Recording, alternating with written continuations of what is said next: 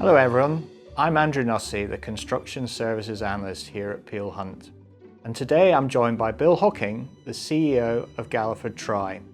So, welcome to Peel Hunt, Bill. Thanks, Andrew. The focus today is very much on modern methods of construction. It's a theme we're hearing more about across the industry. And I'm really curious to know what it not only means for the industry, but what it means for Galliford Try too. So my first question, Bill, is from a Galliford Try perspective, how do you define modern methods of construction? And specifically, what are the key components and ingredients that investors should be really interested in? Well, I think there's two main streams to that, Andrew. The first one is a digital stream. So, for example, now we have the tools to design everything we do really in 3D. We can put on the virtual reality glasses, we can walk through buildings or along roads or whatever it is we're building, and we can, I suppose, build them half a dozen times in virtual reality before we go out and do it for real, which means that we can debug it, we can get rid of clashes, we can look at how to do things better, which means when we arrive on site and actually do the work, we're doing it much more efficiently, safer, quicker, etc., etc. And therefore the quality is better, we don't have the amount of rework we may have had in the past. So that's the first stream, is a digital stream. The second one is probably an off-site manufacture sort of stream, whereby we can modularize things or build things off-site and assemble them on-site. And what that means obviously is that we're building things in a factory environment where we're not affected by the weather, where we've got more stable workforces and so on, which means that when we do go to site, we go in a more orderly fashion, should I say. We have less exposure to things like weather, and it means that as we assemble these components or whole buildings on site, we do it more predictably, better quality, safer again, and the whole thing underpins our aspirations to be safer always, better quality for our clients, and more profitable because we have less rework. That's interesting, and I think particularly from the perspective, a lot of investors just see modern methods of construction as being off-site manufacture. No, it's much more than that, Andrew. There are far more strands to it than that. Okay, Bill, at the full year results, you highlighted a particular modern methods of construction project in Cardiff. From your perspective, what were the technological highlights of that particular program that investors would be interested in?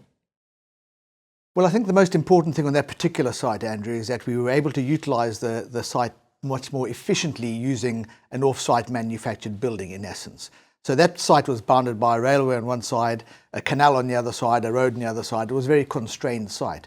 So you can imagine that if you built a building traditionally with lots of scaffolding and so on around the outside, that takes space, obviously. We didn't have the space there.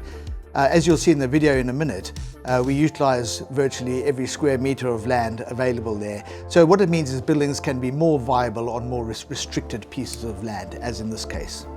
That's the key issue on this one. At our Guildford Crescent project, more than 5,000 components have been manufactured off-site and then assembled in situ to create the tallest building in Cardiff. These modern methods of construction provide time savings, maximise build accuracy, and minimise the impact of adverse weather to produce a smoother, more efficient process.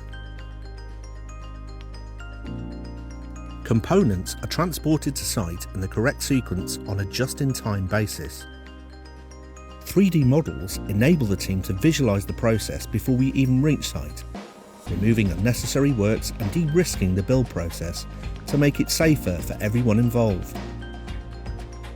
Having created the initial podium, MMC elements are added, including concrete planks for floor structures, external wall panels and bathroom pods, with all electrical and plumbing modules included, allowing the building to rise quickly. This method of construction allows us to develop high-density buildings without extensive scaffolds, improving safety and making a tight site like Guildford Crescent more viable. With the external structures complete, the creation internally of the individual apartments and their fit-out is assisted by the use of digital tools to monitor, check and report on the progress of each individual room. All activities are logged digitally via a QR code system and linked software, with tradespeople marking off actions as they are delivered. This means that quality and productivity can be monitored in real time, keeping them at the forefront of the construction process, as well as speeding up build times and collecting information that can be used to maintain the building correctly in the future. Digitalisation and MMC are key tools of the present, but also very much part of the future, as we refine and develop each element that we utilise on each project that is completed. With MMC embedded in our operations, we will continue to deliver the key time, cost, quality and safety efficiencies that will improve our margins and the facilities we deliver for our clients. Well, hopefully the investors out there thought that video was useful and sort of summed up the whole program. But from Galliford Try's perspective, what were the key operational benefits that you achieved from that program? I would say certainty and a lower risk profile was the key thing there. So where you've got a building like the Rise in Cardiff, you essentially manufacture that building off-site in a factory and you bring it to site on a just-in-time basis. You take up each floor at a time, you put in the bathroom pods and so on, as you saw in the video, put on the slab and up you go. So we were doing a floor a week once we were in our stride on that building. So when the buildings start going up, they go up in a very predictable manner. The only thing that would affect a building like that would be wind when you're lifting large components high into the sky. But apart from that, it's all about predictability. Then, as I said before, it's about quality and safety because we've manufactured all these components off-site in a factory where there's a high quality control environment. We can bring them to site, we can erect them, and there's very little rework. And it's all done in a very controlled manner. The other thing which I think is important is that you need fewer people on site. So in an industry where sometimes we're constrained by the availability of people, it means that goes away. In the construction services industry, having a supply chain that you're familiar with, that you're used to working with, obviously reduces risk. Is there a different supply chain involved in modern methods of construction, and is that another risk that you need to consider? Well, there's a well-established supply chain in modern methods of construction, and of course, it is a very broad term, Andrew. So in terms of our definition of it, and in terms of the Rise, it was the precast concrete panels is obviously the main aspect of that building, but also the bathroom pods, the M&E risers that go up the inside and things like that. So we have an established supply chain there and a supply chain that is secure and well capitalised. I think that's the important thing there. Okay, thanks, Bill. What are the financial benefits to Galliford Try? It's a question I'm asked a lot about from the investor base and other interested parties out there. Presumably this is more than just a volume opportunity for Galliford. Yeah, absolutely. So when we design these sorts of buildings, we put a lot of forethought into the buildability of these buildings.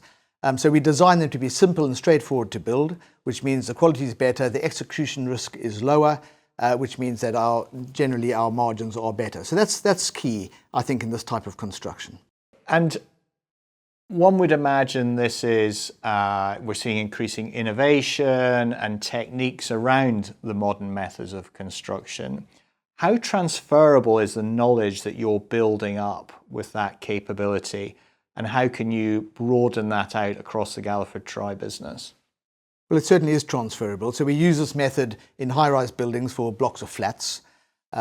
We use it in prisons and custodial sort of establishments, and we use it in single living accommodation, for example, in the military. So it's transferable across accommodation type projects, I think. It's not a panacea for all things. There'll always be a place for traditional construction, but it certainly has its place in terms of repeatable solutions for clients.